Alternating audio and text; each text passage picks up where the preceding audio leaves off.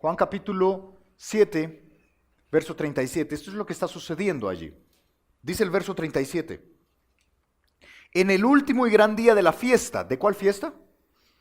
De los tabernáculos. Te decía que Juan nos hace el favor de darnos este detalle para ponernos en contexto. ¿Te acuerdas a qué lo comparaba la semana pasada? A llenar el campín. Llena el campín con una obra religiosa y en el último y gran día de la fiesta, es el octavo día de esta fiesta, el sumo sacerdote tomaba una jarra, usualmente dorada, y iba al estanque de Siloé, en las afueras del templo, y luego derramaba agua una y otra vez sobre el altar, citando unos salmos. Todo el mundo, te puedes imaginar, miles de personas, llena, como te digo, el estadio del Campín, y sentados todos ahí viendo, en silencio, y el sumo sacerdote derramando agua y citando unos salmos. Es un espectáculo. Y en ese espectáculo, dice el verso 37, en el último y gran día de la fiesta, Jesús se puso en pie y alzó la voz, o gritó diciendo: si alguno tiene sed, venga a mí y beba. Mira el verso 38. El que cree en mí, como dice la Escritura, de su interior correrán ríos de agua viva. Esto dijo del Espíritu que habían de recibir los que creyesen en él, pues aún no había venido el Espíritu Santo, porque Jesús aún no había sido glorificado. Entonces Jesús se pone en pie en medio de estas miles de personas, en el último y gran día de la fiesta, y grita: si alguno tiene sed, venga a mí y beba. Y de su interior correrán, el que cree en mí, de su interior correrán ríos de agua viva. Qué cosa más impactante. Otra vez te puedes imaginar el escándalo que esto causó. El sumo sacerdote está allí. Básicamente lo que él está diciendo es: ven esa agua que están trayendo del estanque de Siloé. Sí, todo el mundo. No es esa agua. Venga a mí y beba, yo tengo el agua verdadera. Y es un escándalo. Te puedes imaginar lo que esto habrá sido. Tremendo, increíble. Ahora, la reacción de la gente no se hace esperar. Y lo que vamos a ver, fíjate, es la reacción de las personas. Vamos a ver tres actores aquí. En el texto que vamos a leer para terminar el capítulo 7, vamos a ver tres grandes actores que interactúan con lo que Jesús dijo. Número uno, vamos a ver a la multitud. Y vamos a ver cómo reaccionó la multitud. Y vamos a aprender de su reacción. Número dos, vamos a ver a los alguaciles. ¿Recuerdas que habían mandado alguaciles para poder apresar, aprender a Jesús, coger a Jesús? Ok, vamos a ver la reacción de los alguaciles. Y número tres, vamos a ver la reacción de los fariseos. Y de las tres reacciones, yo te propongo que tú y yo podemos aprender el día de hoy. Tú y yo reaccionamos a la palabra de Dios siempre, siempre. Cristo se ha parado en nuestra vida y ha dicho: hey, si alguno tiene sed, venga a mí y beba. Y ante tal invitación, tú y yo siempre reaccionamos. ¿Sabes que nadie puede estar inerte, sin reacción ante la palabra de Dios? Nunca, nadie. Puede rechazarla, pero eso es una reacción. Pero no puedes simplemente escuchar la palabra de Dios y decir: no pasó nada. Pasa algo, siempre, de manera consistente. Y esta reacción sigue siendo una reacción vigente para nosotros. Los que estamos acá reaccionamos, fíjate, reaccionamos a la palabra de Dios, o tomándola y abrazándola y haciéndola parte de nuestra vida, o cuestionándola, o rechazándola. Siempre es así. Y a veces tú y yo podemos pensar en un grupo como este, hermanos cristianos que aman al Señor, que darían su vida por Él. Nos cuesta pensar que podemos rechazar la palabra de Dios. Nos cuesta pensar que nosotros no abrazaríamos un principio bíblico. Pero más bien yo te desafío esta mañana, mi desafío para ti es este. Yo te pido que abras tu mente, tu corazón a la posibilidad de que muchas veces somos renuentes a la palabra de Dios. Y la Biblia viene a nuestras vidas y la mera verdad es que nuestra reacción no es positiva. De hecho, te propongo que cuando la reacción es positiva vemos cambios en nuestra vida, pero lo contrario también es verdad. no vemos cambios en nuestras vidas porque no tomamos, no abrazamos la palabra de Dios. Si el cristianismo de hoy en día abrazara la palabra de Dios de manera más constante, tendríamos una sociedad diferente. Pero nos cuesta abrazar, recibir la palabra de Dios. Esa es la verdad. Te voy a mostrar tres reacciones ante esta llamada de Jesús. Jesús se levanta y lanza su invitación. Si alguno tiene sed, venga a mí y beba. Y hace una invitación. Y ante esta invitación, ante la exposición de su palabra, mira estas tres reacciones. Lee conmigo lo que continúa ahí, el verso 40. Entonces, dice el relato, claro, piensa, Jesús se pone de pie, se pone en pie, alza la voz, ya tiene que haber una reacción. Entonces, en ese momento, dice el verso 40, algunos de la multitud, ahí está el primer actor, la multitud que están allí, la gente que está en el campín, ¿sí? Ya sea que viven ahí en Jerusalén o han venido a visitar, pero la multitud está allí. Entonces, algunos de la multitud, oyendo estas palabras, decían, verdaderamente este es el profeta. Otros decían, este es el Cristo. Pero algunos decían, ¿de Galilea ha de venir el Cristo? ¿No dice la Escritura que del linaje de David y de la aldea de Belén, de donde era David, ha de venir el Cristo? Hubo entonces disensión entre la gente a causa de él, y algunos de ellos querían prenderle, pero ninguno le echó mano. Los alguaciles vinieron a los principales sacerdotes y a los fariseos, y estos le dijeron, ¿por qué no le habéis traído? Los alguaciles respondieron, jamás hombre alguno ha hablado como este hombre. Entonces los fariseos le respondieron, ¿también vosotros habéis sido engañados?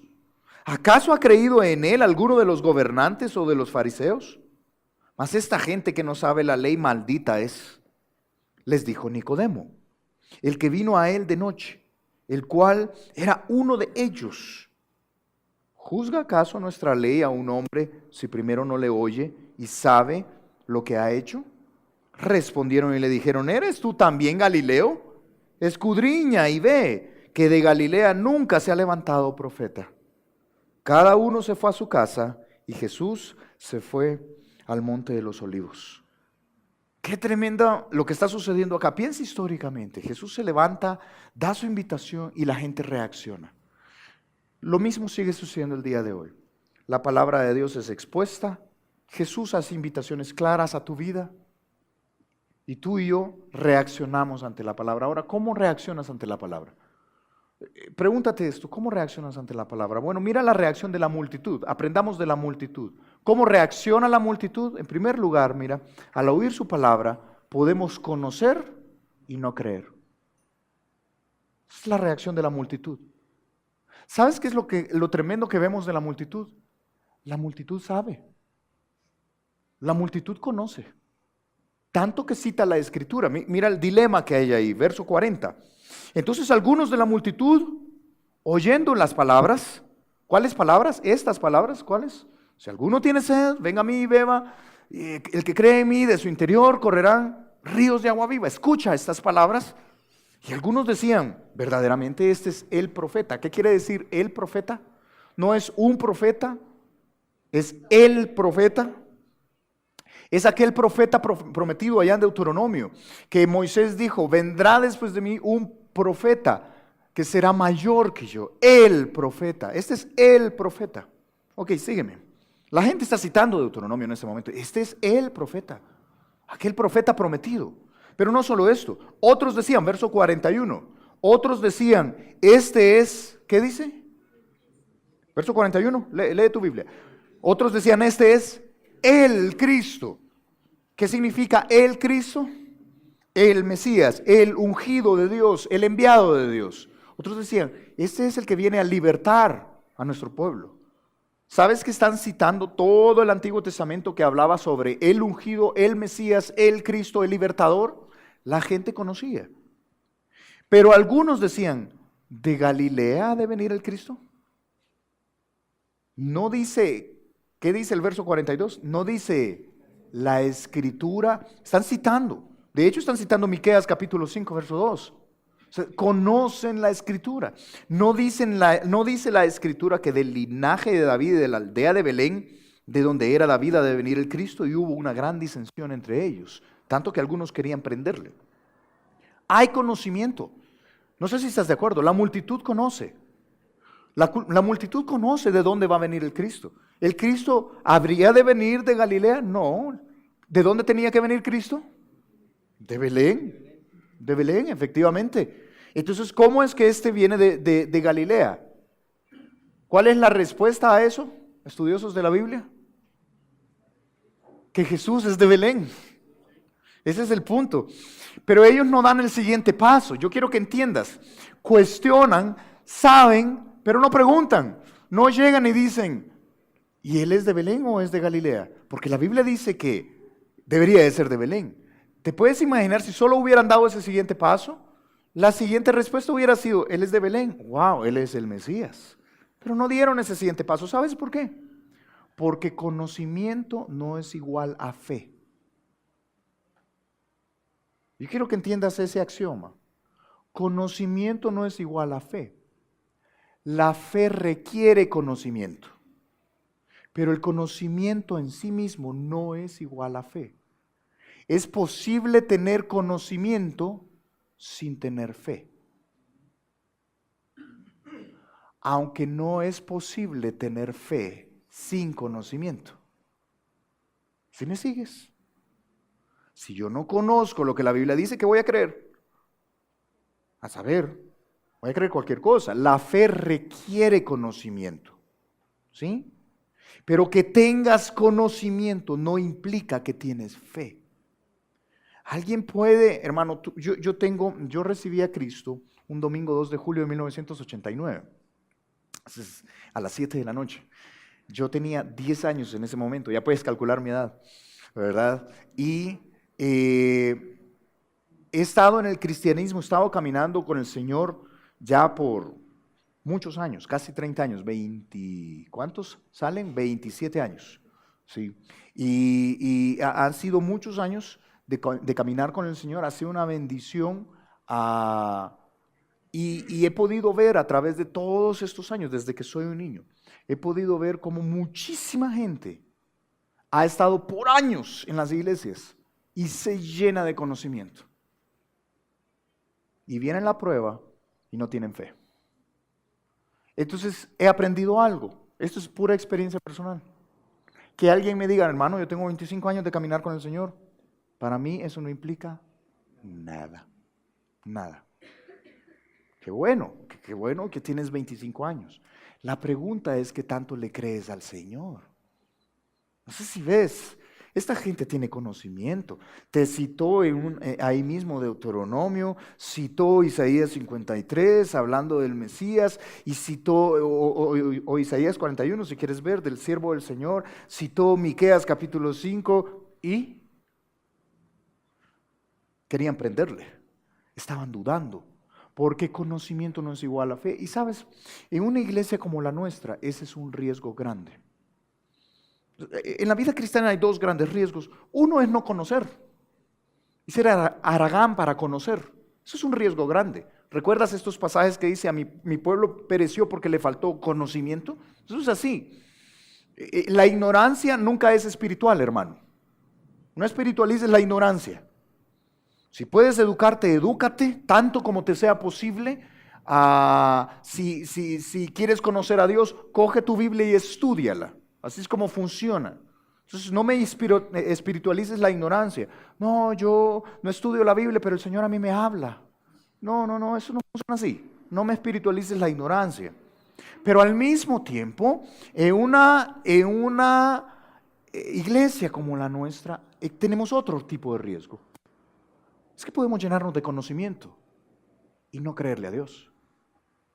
¿Podrías tú dividir, qué sé yo, las dispensaciones o podrías citar pasajes y a la hora de las horas no creerle al Señor? No tomar la palabra y hacerla para ti. ¿Sabes? Alguien podría decir, no, pero quizás no se sabía que él era del linaje de David. que era de Belén. Quizás no se sabía, es una excusa. No, sí se sabía. Sabes que más adelante, en Lucas capítulo 18, verso 35, un ciego le llama a Jesús y dice: Jesús, hijo de David, ten piedad de mí, ten misericordia de mí. Y él llega y le sana. Sí se sabía. Un ciego que estaba mendigando en las calles. Sí se sabía. Así que no es excusa. Pero sabes, no dieron ese paso porque no tenían fe. Hermano, que te llenes de conocimiento no es igual a que te llenes de fe. Y entonces, ¿cuál es la diferencia, hermano? Que lo poco que conozcas, lo creas. ¿Y cómo sé si lo creo? Porque actúo con base a lo que creo. Yo actúo con base a lo que creo. Tú actúas con base a lo que crees. ¿Sabes qué requiere fe? Tus transacciones bancarias requieren fe. Tú tomas un plástico y ese plástico lo pasan por un chip, ahora es con chip, ¿verdad? Ponen un chip y entonces tú tienes fe de que eso va a pagar lo que estás comprando. ¿Entiendes tú cómo del datáfono sale la información y a qué servidores llega y cómo se hace la transacción? La gran mayoría aquí no tiene ni idea de cómo eso sucede. Lo hacen por fe. Es creyendo. Algunos tienen fe que hay plata. Ojalá que haya plata. Actuamos por fe, pero ¿sabes por qué lo haces? Porque crees que va a funcionar. ¿Y por qué crees que va a funcionar? Porque tienes algún tipo de conocimiento que te hace creer que va a funcionar. Ya sea experiencia o conocimiento. Actúas con base a lo que crees, ese es mi punto. Actuamos como, no entendiendo todos los detalles, pero actúas con base a lo que crees. El cristianismo es igual. Si yo entiendo un principio bíblico y dice que debo perdonar a aquel que me hizo daño, entonces lo que hago es perdonar. Eso es fe. Eso es fe. Y a veces, fíjate, es difícil. A veces es difícil. La Biblia no es difícil de entender. Obviamente requiere estudio y algunos trozos son difíciles de entender, pero la Biblia no es difícil de entender. A veces es difícil de creer y es difícil de aplicar. Conocimiento no es igual a fe. Mira, la Biblia por todos lados advierte sobre tener conocimiento sin tener amor. Por ejemplo, en 1 Corintios capítulo 8, verso 1, en cuanto a lo sacrificado a los ídolos, sabemos que todos tenemos conocimiento. ¿El conocimiento, qué dice? Envanece, pero es el amor el que edifica. Si tú vas a ocupar tu conocimiento para dañar a tu esposa, ¿qué es eso? ¿Para hacerte arrogante? No tiene sentido. Cuidado, el conocimiento no necesariamente es fe. Sabes que el conocimiento, no tenemos tiempo para buscarlo, pero en 2 de Pedro capítulo 1, versículo 5, en adelante, dice que debemos ir añadiendo a la fe ciertas cosas. Y da 7 elementos que debemos añadir y te los pongo ahí. ¿Sabes que uno de esos es conocimiento? ¿Sabes cuál es mi punto acá? El conocimiento es parte de un proceso, no es el fin en sí mismo. Yo voy a la iglesia para conocer. Error. Yo conozco porque quiero vivir para Dios. Conozco porque quiero actuar con base a lo que conozco. Dice 2 de Pedro que por esto mismo añadida a vuestra fe, virtud. Virtud es el ánimo, la fuerza para poder hacer un cambio. Es añadida a vuestra fe, virtud. ¿A la virtud qué se le añade? Conocimiento. Ya que tengo este ánimo de hacer un cambio, tengo esta habilidad de hacer un cambio en mi interior, entonces ahora quiero conocer cómo hacerlo. Pero al conocimiento se le añade dominio propio, autocontrol. Ese conocimiento que tengo lo aplico a mi vida y tengo dominio propio, pero a lo dominio propio, paciencia. Se hace de largo plazo. No es que, fíjate, aplico el conocimiento en un momento. No, es con paciencia, de largo plazo, con aguante. Y a la paciencia, entonces, piedad. ¿Sí? O no puse piedad allí, mira, me faltó. A la paciencia, piedad. Piedad es una vida que va viendo a Dios como quiere vivir la vida a la manera de Dios. Y a la piedad, afecto fraternal. O sea, empiezo a actuar a favor de mis hermanos. Y el afecto fraternal, amor. Entonces el amor es el fin. ¿Por qué te digo todo esto? Hermano, conocimiento es importante. Pero conocimiento solamente no es fe. Que tú y yo nos llenemos de conocimiento de Dios y de su palabra no significa que estamos llenos de fe. ¿Qué debo de hacer ante el conocimiento que tienes? Entonces, aplícalo, créele, crece en él. Conocimiento no es igual a fe. Un riesgo grande es que seamos como la multitud. Podemos conocer y no creer. Cuidado, cuidado. Cristianos que están acá, que tenemos años de estar en el Señor. Yo sé que hay muchos acá que tienen poco de estar con el Señor, pero vemos muchos acá que tenemos años de estar con el Señor. Conocimiento no es igual a fe. ¿Y cómo hago? Lo que conozco lo aplico. Lo que conozco lo creo. Y porque lo creo vivo diferente. Eso es madurez. Eso es madurez. Entonces, crezcamos en nuestra fe, no solo en nuestro conocimiento. Cuidado, la multitud reacciona a la palabra de Dios y tiene conocimiento, pero no la cree. Pero en segundo lugar, mira, al oír su palabra, podemos tener la reacción de los fariseos y los alguaciles, lo que sucede allí en esta interacción. Podemos sobrevalorar a los que saben. Mira cómo sucede allí. Luego que dice el verso 44, que hubo una gran disensión y algunos de ellos querían prenderle, pero ninguno le echó mano. Sabemos que Dios estaba en control ahí. Verso 45, los alguaciles vinieron a los principales sacerdotes y a los fariseos. Ahora, ¿quiénes eran estos alguaciles? Cuando te dicen alguaciles, ¿en qué piensas? Policía, uno piensa en policía, pero no eran policías. Estos alguaciles eran levitas del templo. Y aunque velaban por la seguridad del templo, no eran personas, fíjate, no eran ignorantes, pero al mismo tiempo eran levitas que no eran parte de los sacerdotes importantes de lo que estaba sucediendo en la vida política de Israel. Entonces estos alguaciles fueron enviados para atrapar a Jesús, para prenderle. Pero llegan sin Jesús, ¿te fijaste? Llegan sin Jesús, no cumplieron su misión. Ahora, ¿tú crees que haber atrapado a Jesús era fácil o difícil? Piénsalo. O sea, debe haber sido muy fácil. Cristo debe haber estado ahí en público hablando. Quizás una revuelta de la multitud hubiera sido peligrosa. Entonces me imagino que en algún lugar más secreto, quizás de noche o algo, llegar y atraparle hubiera sido fácil probablemente. Ok, entonces llegan sin Jesús. Casi la reacción de sus jefes, de los fariseos, es decir, ¿qué les pasa? ¿Qué pasó? Dice ahí el verso 45. Los alguaciles vinieron a los principales sacerdotes y a los fariseos, y estos les dijeron, ¿por qué no le habéis traído? Ya tuvieron tiempo para hacerlo. Y mira la respuesta de los alguaciles. Los alguaciles respondieron, jamás hemos oído a un hombre hablar como este. ¿Eso fue lo que dijeron? ¿Sabes que no es la experiencia personal la que ellos están? Yo nunca he oído hablar a alguien como él. No es esto. No es que él nunca ha oído, es que jamás en toda la historia, jamás hombre alguno ha hablado como este hombre. No encontramos registros de alguien que ha hablado con tanto poder y en nuestra propia experiencia no encontramos a nadie. Jamás un hombre ha hablado como este. Qué impresionante declaración. Es que haber escuchado en vivo a Jesús ha de haber sido una cosa impactante. Jamás hombre alguno habló como él, nunca.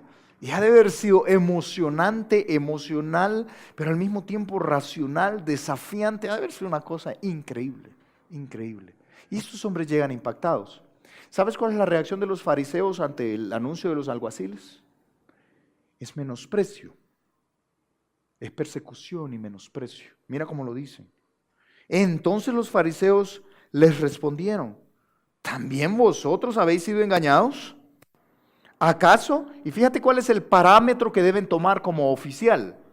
¿Acaso ha creído en él alguno de los gobernantes o de los fariseos? ¿Cómo sabemos si algo es oficial aquí en Israel? Si ese hombre tiene o no la verdad, es que nosotros, los que sabemos, hayamos creído en él. ¿Acaso ha creído alguno de nosotros en él? No, pues no. No, ninguno de ustedes. Entonces ustedes, gente que no conoce la ley, maldita es. Eso es lo que le dice en el siguiente verso. Lo leíste ahí, verso 49. Mas esta gente que no sabe la ley, ignorantes, maldita es. Es una postura arrogante. ¿Sabes que tú y yo, cuando lleguemos como los alguaciles, diciendo, wow, la palabra de Dios es lo máximo, qué tremendo lo que Cristo me ha dicho, los que saben de este mundo nos van a menospreciar? ¿Sabes tú que nos van a tildar de ignorantes, malditos, tal como ellos? ¿Que acaso los científicos creen lo que nosotros creemos? No, pues así como gente más ignorante. Y tú sabes que el cristianismo no procede de la ignorancia. Tú sabes que el cristianismo procede del conocimiento de Dios y de la aplicación de ese conocimiento. Pero te tildarán de ignorante, serás perseguido, serás menospreciado. Así funciona. Entonces, fíjate, ante la oposición que encontremos, podemos claudicar, podemos ceder, podemos darle demasiado valor a los que saben, podemos darle mucho valor a la opinión de esta sociedad. El cristiano usualmente funciona así, mira, el cristianismo actual funciona así. Uno sale y dice, no, es que mi Señor, y de repente sale algún inteligente por allí, ¿verdad? Y dice, pero tú no viste el último documental de Nat Geo donde se demostró que el dios Osiris también resucitó al tercer día. ¿Ah? Y entonces uno se queda como, sí, quizá, ¿verdad? Y a ti es que ustedes son tan ignorantes, todo sí, quizá, ¿verdad? Y entonces, ¿sabes qué hace uno? Se siente todo chiquito y entonces dice, no, pues quizá ya no, ¿verdad? ¿O ha aceptado alguno de los grandes, de los gobernantes? No, pues sí, sin ninguno. No, tiene razón, sí. Y nos vemos amedrentados por esta sociedad porque los grandes no aceptan la palabra de Dios. Cuidado. Esto ha sido así a través de la historia. ¿Sabes qué es lo más tremendo? ¿Sabes qué es lo más tremendo? Que estos grandes, inteligentes, filósofos, tremendos sociólogos tienen la sociedad actualmente patas arriba. Y es un desastre. Estos grandes que saben. Y el cristianismo verdadero ha probado a través de los siglos que funciona. ¿Qué es más inteligente? Pero ¿sabes? No importa tus argumentos, no importa lo preparados que estemos, y prepárate. Dice la Biblia que debemos prepararnos para presentar defensa, no para andar peleando, sino para saber por qué tienes la esperanza que tienes. Pero sabes, no importa tus argumentos. El cristiano que confía en la palabra de Dios será menospreciado. Punto. Es así. Y será perseguido. Y esta sociedad nos tildará de ignorantes, nos tildará de gente que no ha pensado bien las cosas, cuando tú entiendes muy bien que la has pensado muy bien y que vivir para Cristo es lo máximo, pero aún así esta sociedad te menospreciará. Ahora, ante ese menosprecio, tú puedes claudicar y decir, no, sí, la verdad es que así como tan creyente no soy. O puedes decir, no, a mí no me interesa, jamás un hombre ha hablado como este hombre. A mí no me interesa si los grandes lo aceptan o no lo aceptan. Jamás un hombre ha hablado como este hombre, nunca. Él es lo máximo. Creer en Él es lo más inteligente que hay. Es tu decisión, es tu decisión. Sabes que la Biblia constantemente nos dice que va a haber persecución por la palabra. ¿Te acuerdas de la parábola del sembrador? ¿Sí? ¿Te acuerdas que hubo 4 tipos de suelo? El buen suelo, sí, el suelo fértil, pero luego 3 malos. Voy a decir, la que cayó en el camino, las aves llegaron, se lo comieron, la que cayó en pedregales y luego la que cayó entre espinos. ¿Te acuerdas? Ok, fíjate que la que cayó en pedregales representa mucho esto, esta persecución por la palabra que tú y yo vamos a tener. Pero mira qué triste cómo se describe. Ahí en Mateo capítulo 13, verso 20. Y el que fue sembrado en pedregales, este es el que oye la palabra y al momento la recibe con gozo. Tú oyes la palabra y dices, no, de una, tiene todo el sentido. ¡Qué tremendo! Me hace todo el sentido. Entonces luego vas al mundo, pero no tienes raíz en ti mismo, sino que es de corta duración, pues al venir la aflicción o la persecución por causa de la palabra, ¿quieres que te lo ponga en términos actuales. Al venir el menosprecio, el bullying, al venir la burla, al venir la persecución social que esto conlleva, entonces tropieza y dice, sí, ¿verdad? No hace sentido, ¿verdad? Sí, bien que tiene razón, ¿verdad? Porque los grandes lo dicen, sí, así ha de ser. Y tropiezas. Y la palabra no causa efecto en tu vida. ¿Sabes? Los alguaciles vienen y dicen, no, esto es lo máximo. Y los grandes los menosprecian. Esto es así el día de hoy. ¿Vas a claudicar? ¿Vas a ceder ante esto? Mateo capítulo 5, verso 44, más bien nos anima a orar por aquellos que nos persiguen, a entender que esto va a ser así. Dice Mateo 5, 44, pero yo os digo, amad a vuestros enemigos, bendecid a los que os maldicen, haced bien a los que os aborrecen, y orad por los que os ultrajan y os persiguen. ¿Sabes qué es el cristiano verdadero? Cree la palabra de Dios y cuando es menospreciado, es de bendición. Trabaja mejor, bendice, hace bien a los que les aborrecen. Y esa actitud ha doblegado a esta sociedad a través de la historia. Fíjate, seremos menospreciados por lo que creemos, pero algunos claudicarán, algunos cederán. ¿Sabes que esta persecución se da porque ven un cambio en tu vida? Antes salías a tomar con ellos, hoy ya no sales a tomar con ellos. Eres diferente, eres raro, disfrutas cosas que ellos no disfrutan. Y eso es diferente.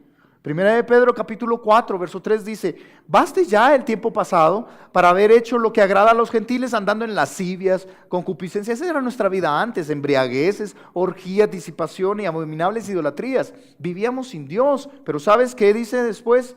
A tus amigos, les parece cosa extraña que vosotros no corráis con ellos en el mismo desenfreno de disolución. ¿Y qué hacen? ¿Estás leyendo conmigo? Y os ultrajan. ¿Sabes? A ellos les parece raro que antes andaba sin freno. Vamos a pecar, sin freno. Y de pronto tienes freno. Y ellos, ¿sabes? Pero tú sabes que los frenos están dados para tu protección. Tú entiendes eso, ¿verdad? Si un vendedor de autos te dice, este carro, mira, último modelo, el baúl es grande y todo, y tiene una ventaja. Ajá, ¿cuál es la ventaja? Que ningún otro vehículo tiene. No tiene frenos. Usted puede andar con libertad. ¿Lo comprarías? Pero sabes que vivíamos así, sin freno. En el desenfreno de disolución en que vivíamos. Vivíamos sin freno. Y Dios nos dio la ventaja en su amor de ponernos freno. Ahora podemos frenar y decir, no, yo a eso no voy. No, yo de eso no participo. Es una protección de Dios. Y hay freno. Ahora hay freno. A ellos les parece extraño. Es raro para ellos. Y entonces, como no saben qué hacer, ¿sabes qué hacen? Os ultrajan. Les persiguen. Pero ellos darán cuenta al que está preparado para juzgar a los vivos y a los muertos. Un día vamos a estar delante del Señor. Y eso va a ser terrible. Uy, tenía razón. Pues sí tenía razón, pero ya no es tiempo. Ahora será juzgado. Entonces, mira, hermano, ante la presión de los grandes, no los sobrevalores. ¿Sabes? No es una actitud arrogante, ni es una actitud intransigente. Si los grandes dicen algo que está apoyado por las Escrituras, qué bueno. O sea, no estamos contra sistema, ¿no? No es esa la idea. Pero si los grandes no están de acuerdo con lo que la palabra de Dios dice, tienes dos decisiones, dos opciones. Una, puedes claudicar y decir, bueno, no, yo no quiero ir en contra de la corriente, mejor me hago a ellos. O tienes otra posibilidad, no importa lo que suceda, yo voy a apoyar lo que la Escritura dice. ¿Cómo eres? ¿Te puedes imaginar la presión de los alguaciles allí? Yo quiero contarte que ayer tuvieron las mujeres su primera reunión de mujeres aquí en Vida Nueva, en Bogotá. Tuvieron la primera reunión de mujeres. Fue una bendición. Y entonces hablando, citábamos a esta mujer, a Elizabeth Elliot. Elizabeth Elliot es un personaje impresionante. Es una mujer que fue esposa de Jim Elliot. Jim Elliot fue misionero a los Aucas, la tribu Auca en Ecuador, aquí en Sudamérica. Y Jim Elliot fue y nadie había logrado penetrar a los Aucas con el Evangelio, entrar a los Aucas con el Evangelio. Y Jim Elliot con otros 4 misioneros, su estrategia era sobrevolar la región de los Aucas allí en Ecuador, y les dejaban caer víveres, cosas para acercarse a ellos, Biblias, tanto como pudieran. Y entonces en una ocasión los Aucas hacen señas que pueden bajar, aterrizan, ellos bajan y hacen un acercamiento amistoso hacia los Aucas, y los 5 misioneros fueron atravesados y matados por esos Aucas, asesinados ahí en el acto, Jim Elliot incluido. Elizabeth Elliot y su hija, entonces quedaron ya sin su esposo, sin su padre. Elizabeth Elliot quedó viuda en ese momento. Estamos hablando de 1956. Esta mujer decidió quedarse allí en Quito, en Ecuador, y trabajar. Y trabajar en misiones ahí en Ecuador. Y Dios le permitió conocer a 2 mujeres aucas allí. Y las tuvo en su casa por 1 año. Aprendió costumbre e idioma. Y luego Elizabeth Elliot se fue a predicar el evangelio a las tribus aucas. Y le dio el evangelio a las tribus y ellos se convirtieron al Señor. Y ella pudo darle el evangelio al indígena que asesinó a su esposo, abrazarle y perdonarle y decirle: tranquilo, Cristo te perdonó, lo hiciste en tu ignorancia, yo te amo. ¿Te puedes imaginar? Espero que esta mujer haya captado ya tu atención. Creo que tiene algo que decirte. ¿Sabes que esta mujer escribió por muchos años, estuvo 2 años trabajando con los Aucas, muchos años después trabajando en Ecuador, y luego regresó a Estados Unidos a ser conferencista y escritora? Escribió muchos, casi cualquier cosa que leas de ella es bastante bueno. Y Elizabeth Elliot escribió algo que a mí me impactó, y viniendo de ella me impacta más. Ella dijo esto: las pruebas más severas de la fe no vienen cuando no vemos nada, sino cuando vemos un conjunto abrumador de evidencia que parece comprobar que nuestra fe es vana. ¿Entendiste lo que dijo? Es profundo lo que dijo. Lo más difícil es cuando tu fe tiene que estar, cuando la Biblia dice aquí algo y pareciera que toda la sociedad está en contra, y hay un conjunto abrumador de evidencia que pareciera que creer esto que está acá es tonto. Eso es difícil. Eso es difícil. Pero el cristianismo verdadero se ha sostenido creyendo lo que está en la palabra de Dios, a pesar de que todo el mundo le ponga evidencias, supuestas evidencias, en contra. Y te sucede así. Tú sabes, mujer, que la Biblia dice que debes someterte a tu esposo, y te van a dar un conjunto abrumador de evidencias para no hacerlo. Pero el cristianismo verdadero lo hace. Tú sabes, esposo, que lo que debes hacer es amar sacrificialmente a tu esposa y entregarte solamente a ella. Y tus amigos te van a dar un conjunto abrumador de evidencia de por qué no hacerlo. Pero el cristianismo verdadero se sostiene en la palabra de Dios. ¿Me entiendes? La Biblia dice que debemos criar a nuestros hijos en disciplina y amonestación del Señor. Y te van a dar un conjunto abrumador de psicología de por qué no hacerlo. ¿Y sabes qué hace el cristianismo verdadero? Cree la palabra de Dios. Este es el cristianismo verdadero. Y cuesta. Eso es difícil. Tal como lo dijo Elizabeth Elliot. Hermano, yo te animo a que, aunque los que saben, que a veces no saben mucho, los que saben vienen y este mundo está en contra y contradice la palabra de Dios, yo te animo a no claudicar, a no ceder. Porque jamás hombre alguno ha hablado así. Pero en tercer lugar, mira, aprendemos de Nicodemo y los fariseos. Y aprendemos que al oír su palabra podemos conocer y no creer, ese es un riesgo. Y podemos claudicar ante los que saben, porque los sobrevaloramos, cuidado. Pero en tercer lugar, mira, podemos ignorar voluntariamente, y eso es peligroso. Podemos ignorar voluntariamente. Mira cómo termina nuestro texto allí. Luego que les ha dicho en el versículo 49, esta gente que no sabe la ley, maldita es, ignorantes. Pero luego en el verso 50 dice, les dijo Nicodemo. Ahora, ¿te acuerdas de Nicodemo? ¿A dónde aparece Nicodemo? Juan 3, de ahí sale nuestro versículo famoso, que todo el mundo conoce, Juan 3:16. Porque de tal manera amó Dios al mundo. ¿Te acuerdas de ese pasaje? Ese pasaje se da en la plática entre Jesús y Nicodemo. Entonces, Nicodemo, fíjate, es conocido en todo el Evangelio de Juan como aquel que vino a Jesús de noche, porque va a aparecer más adelante también en el relato. Ahí lo leíste conmigo, verso 50. Les dijo Nicodemo, el que vino a él de noche. Está citando allá lo que sucedió en Juan 3, ¿sí? El que vino a él de noche. Pero ¿sabes qué es interesante? ¿Sabes quién era Nicodemo? Ahí dice el verso 50. Les dijo Nicodemo, el que vino a él de noche, ¿el cual era? ¿De quiénes? De los fariseos. Nicodemo es uno de los fariseos. No tenemos tiempo para buscarlo, pero te lo cito ahí en Juan capítulo 3. Verso 10, Jesús le dice, ¿eres tú maestro de Israel y no sabes esto? ¿Te acuerdas de esa frase? Y yo te enseñé en ese momento que ahí bien se puede poner un artículo, él. Entonces Jesús muy bien pudo haber dicho, ¿eres tú el maestro de Israel y no sabes esto? Era un principal entre ellos. Nicodemo, fíjate, Nicodemo es uno de ellos, uno de los fariseos. Ok, ahora sígueme. La multitud conoce, pero no cree. Los alguaciles son tratados como ignorantes. Al venir y decir, nunca, jamás, hombre alguno ha hablado como este. Y son menospreciados y tratados como ignorantes. Y es peligroso claudicar. Pero ahora, ¿qué van a hacer? Porque tienen un tipo que es uno de ellos.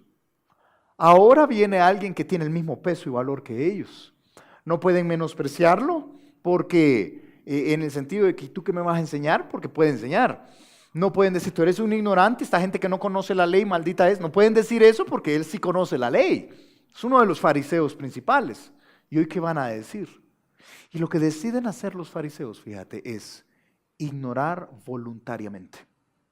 Es tomar una actitud soberbia, arrogante y no querer evaluar las evidencias. Tú sabes que Jesús... Que la muerte de Cristo ha sido la muerte más injusta que ha habido sobre el planeta Tierra, con menos evidencias posibles, 0 evidencias. Tú sabes que pasó por un proceso legal que fue muy ilegal, pero es por esto, porque los grandes querían ignorar voluntariamente. Mira cómo sucede allí. Él viene, Nicodemo, y les argumenta, les hace una pregunta muy, muy inteligente. Verso 51. ¿Juzga acaso nuestra ley a un hombre si primero no le oye y sabe lo que ha hecho? ¿Por qué no lo llamamos? Está diciendo. Y se sienta entre nosotros. ¿Y por qué no lo oímos? Oigamos a Jesús. Preguntémosle. Cuestionémosle. Pero sabes que ellos toman la decisión de ignorar las evidencias y decir, a mí qué me importa lo que tiene que decir. Y entonces dicen en el versículo 52, respondiendo le dijeron, ¿eres tú acaso Galileo? O sea, ¿eres tú también Galileo? Es un menosprecio. Este ha tenido un éxito aparente allá en Galilea, ¿se acuerdan? Allá en Galilea, muchos discípulos, alimentó a los 20,000, 5,000 hombres, 20,000 personas probablemente. Ha tenido un éxito tremendo en Galilea. ¿Que acaso tú eres fan también ya? ¿Eres Galileo? O sea, es un menosprecio. No a él como persona, sino a su conocimiento. Y entonces lo retan. Y le dicen, escudriña y ve que de Galilea nunca se ha levantado profeta. Pero tú sabes que aquí están cometiendo 2 errores. Número 1, Cristo no es de Galilea, es de Belén. Pero ahora viene de Galilea. Él es de Nazaret, era conocido como Jesús Nazareno, Jesús de Nazaret. Por eso lo consideran de Galilea. Pero ese es el primer error. Pero el segundo gran error es que sí se ha levantado profeta de Galilea. Jonás, que fue tragado por este gran pez, ¿te acuerdas? Jonás es de Gat-Efer, y Gat-Efer está en Galilea. Así que ¿sabes qué están haciendo ellos? Con su vasto conocimiento arrogante, los ha enceguecido. Y ahora están completamente ciegos a la verdad porque han tomado una decisión. Jesús no es el Cristo. Revisa, escudriña, que de Galilea jamás se ha levantado, nunca se ha levantado un profeta. ¿Cómo no? ¿Cómo no? Por cierto, eso lo dice allí, Segundo de Reyes, capítulo 14, verso 25, nos dice de dónde es Jonás, de Gat Efer, de la región de Galilea. Entonces, ¿sabes que esto nos puede pasar a nosotros también? Escúchame, hermano, escúchame. Quiero hablarte a tu corazón tan directo como me sea posible. Cuando tú y yo tenemos una actitud arrogante a la palabra de Dios, no hay evidencia que valga. Vamos a hacer lo que nos dé la gana. Jóvenes que están acá, cuando tienes una actitud arrogante y crees saber y crees que puedes manipular, no hay consejo que valga. Tus papás te van a decir la verdad una y otra vez, pero si tienes una actitud arrogante, la vas a ignorar una y otra vez. ¿Y sabes qué es lo peor? Vas a cometer grandes errores. Nunca ha salido un profeta de Galilea. ¡Qué error! Se equivocaron. Grandes sabios. Mira, hermano, cuando tú y yo tenemos esta actitud arrogante ante la palabra de Dios, somos ciegos a la verdad que está ahí. Hay personas que no logran ver lo que aquí está con tanta claridad. Pero peor aún, te doy una actitud que a mí me preocupa. Y no es una actitud de alguien en especial. Te dejo una actitud en general de la naturaleza humana. Es la actitud de creer que ese principio que se te está enseñando, tú lo aplicas. Y estás completamente ciego a la realidad que no lo aplicas. Funciona de esta manera. Te dicen, hermano, sí, es que lo que hay que hacer es ser amable, porque uno tiene que, sí, eso es lo que yo hago. Sí, justo eso es lo que yo hago. Mentira, no es lo que haces.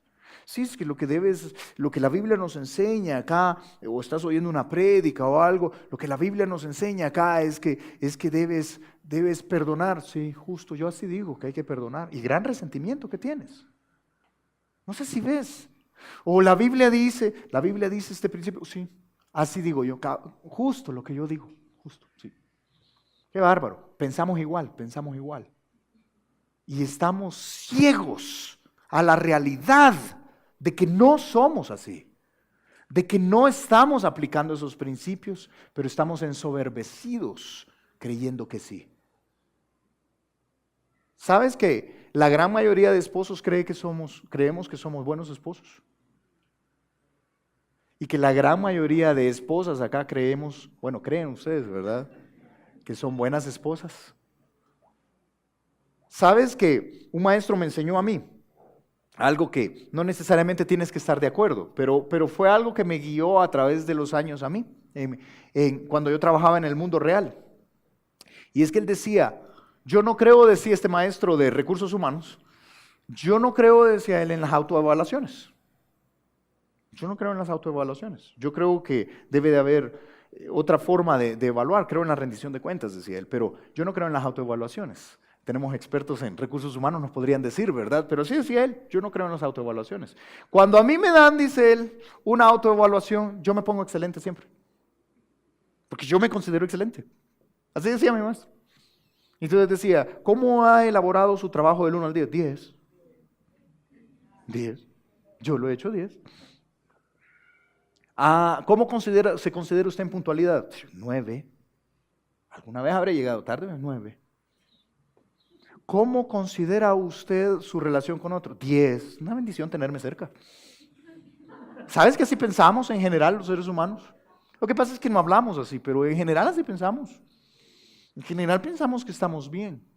¿Sabes que se requiere de mucha humildad para decir, voy a revisar verdaderamente cómo soy? Voy a revisar verdaderamente si este principio se aplica a mi vida, si yo estoy viviendo así. Y darte cuenta que no. Y decir, yo debo cambiar. ¿Sabes qué es lo que los fariseos no quieren hacer? Lo que está diciendo allí Nicodemo es, escuchen a Jesús. ¿Por qué no lo traemos? Entrevistémoslo y oigámoslo. No tengo nada que aprender de él. nada que aprender de él. Si yo voy a hacer, revisa y ve. No ha salido ningún profeta de Galilea, mentira. Pero a veces tú y yo somos así. Corremos el riesgo de creer que no hay mucho que aprender. Y es una actitud soberbia. Dice Proverbios capítulo 21 que todo camino del hombre es recto en su propia opinión. Piénsalo. ¿Y cómo va caminando? Bien. Y todo curviado el camino. Todo así el camino terrible. Pero bien. Allanado, bonito, recto en mi propia opinión. Cuidado. Porque esta es la actitud de los fariseos. Es una actitud de ignorar voluntariamente cómo somos o qué es lo que la Biblia dice. Mira, cuidado. Todo camino del hombre es recto en su propia opinión. Pero sabes que Jehová es quien pesa los corazones. ¿Quieres saber qué cambiar? Ve a la palabra de Dios, que Dios te diga de verdad. Y ábrete a la posibilidad de que quizás no eres como piensas. ¿Sabes que eso es arrogancia? Dice la Biblia en Proverbios 26:12. Es creerse sabio en su propia opinión. ¿Has visto hombre sabio en su propia opinión? Otra frase, te doy otra frase. Que yo tengo temor cuando sale de mi boca o cuando la escucho. Es que ahí lo que hay que hacer es, cuidado. Sí, ahí en esa situación lo que hay que hacer es, yo no sé si eso es lo que hay que hacer. Puedo opinar, puedo tener un consejo, pero lo que hay que hacer es peligroso. Es una actitud en el corazón lo que estoy señalando. Donde a veces yo creo que mi consejo es el más sabio. A veces creo que mi camino es el recto. Cuidado, mira, ¿has visto hombres sabios en su propia opinión tú? ¿Sabes que hay más esperanza de un tonto que de él? Eso es lo que dice la Biblia. Del necio que de él. Romanos capítulo 12 dice que esto requiere humildad. Unánimes entre vosotros, no altivos, sino asociándoos con los humildes. Mira, no seas sabio en tu propia opinión. No, sí, es que lo que a mí me enseñaron de pequeñito, eso es lo que... No seas sabio en tu propia opinión. Ábrete a la posibilidad de que Cristo tiene algo que decirte y que tú tienes algo que cambiar. Pero si tú te acercas a la palabra de Cristo, siendo sabio en tu propia opinión, arrogante, porque se requiere humildad, difícilmente vas a encontrar algo.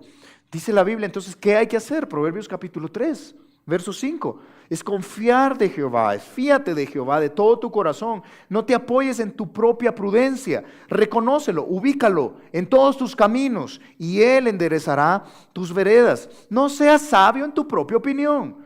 Teme a Jehová, apártate del mal, porque será medicina a tu cuerpo y refrigerio a tus huesos. Hermano, si tú sabes de un área que debe cambiar en tu vida y te has hecho el loco, ocupamos esa expresión acá, hacerse el loco, ¿sí? De la vista gorda, el loco, basta ya. Tú sabes, Dios te ha hablado con claridad, pero eres sabio en tu propia opinión. Y tú dices, sí, muy lindo, ojalá que lo hayan escuchado bien los hermanos, porque mi camino es derecho. Uy, qué error. Qué error. Cuidado, hermano, cuidado. Es la actitud de los fariseos. Yo no tengo nada que escuchar de Jesús. Yo estoy bien. Mira, terrible. Salmo 119:15. Nuestra actitud debería de ser esta, al revés. En tus mandamientos meditaré, por favor. Voy a considerar todos tus caminos. Al revés. Voy a considerar sus caminos. Quizá mi camino no es tan recto. ¿Y sabes para quién es más difícil? Y aquí te abro mi corazón. ¿Sabes para quién es más difícil? Para los que vivimos vidas buenas. Tenemos vidas buenas. Tenemos buenos matrimonios. O sea, en general, pues, Carito no me pega. Entonces estamos bien, ¿sí? Los niños están bien. Y nuestras finanzas pues están ordenadas y vivimos vidas buenas. Es cuando más riesgo tienes de creer que tu camino es derecho, de que tienes la respuesta, de volverte sabio en tu propia opinión, que ya no hay mucho que enderezar. Y entonces te acercas a la palabra de Dios con esa actitud y no te dice nada, no corrige nada. ¿Qué es lo que te estoy diciendo, hermano? Es humillación. Es venir y decir, Señor, yo no soy tan bueno como creo ser. Mi vida, la mera verdad es que está panda, muy curviada. Es acercarme a la palabra y decirme, por favor, ¿podrías decirme qué debo cambiar? Meditaré en tus mandamientos y consideraré tus caminos. Yo quiero considerar tus caminos. Y entonces con esa actitud uno sigue creciendo y creciendo y creciendo. Toda la vida debemos crecer. Cuidado, mi hermano. Y yo te digo esto con el corazón. Pocas cosas te descalifican para una vida que agrade a Dios como tu soberbia. Como tu soberbia. Como creer que tienes la razón. Como creer que tu camino es derecho. Como creer que eres sabio en tu propia opinión. Dios, fíjate, este pasaje en Santiago capítulo 4, verso 6, pero Él da mayor gracia. Por esto dice, ¿qué dice? Dios resiste a los soberbios y da gracia a los humildes. Pocas cosas. ¿Sabes que Dios no resiste a los borrachos? No sé si te has puesto a pensar en esto. Que Dios no resiste a los promiscuos. Tú y yo nos parece más chocante una cosa que la otra. Pero sabes que eso no es lo que dice el texto. ¿Sabes a quién resiste? ¿A quién le da la espalda? ¿A quién no quiere ni ver? A los soberbios. ¿Sabes por qué? Porque creen que tienen las respuestas. Mira, y lo digo así, es una actitud para los millennials acá. Para los que entraron en esa generación millennial. Es una actitud muy millennial. Es una actitud donde mi opinión y tu opinión ambas valen. Los dos tenemos la razón, lo cual es ridículo. Yo te he planteado eso. 2 más 2 es 4, 2 más 2 es 5. Son dos opiniones distintas, los dos tenemos razón. Mentira. Alguien tiene que tener la razón. ¿Sí? Entonces, jóvenes, es una actitud muy de jóvenes acá. No seas sabio en tu propia opinión, por favor. No crees que tienes la respuesta porque tienes Google. No es lo mismo. No seas sabio en tu propia opinión. No creas que sabes. Sabes que los jóvenes tienen las respuestas. ¿Te has fijado? Los jóvenes tienen las respuestas siempre. Sí, hijo, mira, lo que pasa es que, no, papá, no te preocupes, si eso cómo se hace, es esto y esto, y leí un artículo que, no seas sabio en tu propia opinión. No seas sabio en tu propia opinión. No sabes nada de la vida. Esa es la mera verdad. Pero sabes, hermanos, acá, no seamos sabios en nuestra propia opinión. Si tú hay un vestigio de arrogancia en nosotros, hermano, debe desaparecer. Por lo menos debemos luchar contra esto. Si es que como se debería de hacer, no sabes cómo se debería de hacer. Es la mera verdad. Puedes dar tu opinión con humildad, sencillez. No seas sabio en tu propia opinión. Reconoce que tu camino no es tan derecho como crees, que tu carácter no es tan recto como crees. Vienen los fariseos y dicen, qué barbaridad, ¿tú me estás pidiendo que yo escuche a Jesús? ¿Estás loco? Si de Galilea nunca ha salido un profeta, si yo tengo las respuestas. Y cometieron equivocación tras equivocación tras equivocación por su arrogancia. Cuidado, Dios resiste a los soberbios, Él da gracia a los humildes. Mira, hermano, al oír su palabra, 3 actitudes nos muestra el texto. Podemos oírla, conocerla y no creer. Uy, qué riesgo. Segundo, podemos sobrevalorar a los que saben y claudicar en nuestro pensamiento. Cuidado, soporta la persecución. O podemos ignorar voluntariamente a causa de nuestra soberbia. Cuidado. 3 actitudes, 3 actores diferentes, pero nos pueden suceder a nosotros.